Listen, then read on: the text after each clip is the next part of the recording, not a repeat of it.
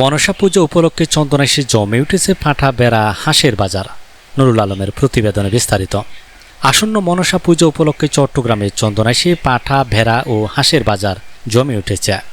আগামী রবিবার 17 আগস্ট অনুষ্ঠিত এই পূজায় বলিদানের জন্য দেশের বিভিন্ন স্থান থেকে ব্যবসায়ীরা এসব পশু পাখি নিয়ে এসেছেন। নওগাঁ ডিস্ট্রিক্ট বাড়ি, নওগাঁ। আপনার নামটা কি? আব্দুল মতিন।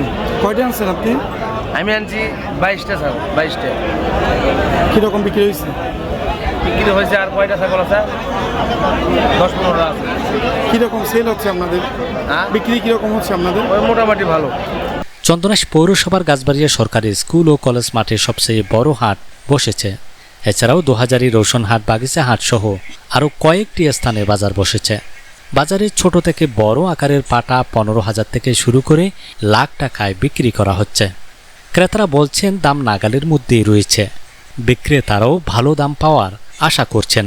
বিশেষ করে মাঝারি আকারের পাটার চাহিদা বেশি। বাজারে ক্রেতা বিক্রেতাদের জন্য পর্যাপ্ত নিরাপত্তার ব্যবস্থা করা হয়েছে এবং খাজনা ও সহনীয় পর্যায়ে রাখা হয়েছে বলে ইজারাদাররা জানিয়েছেন।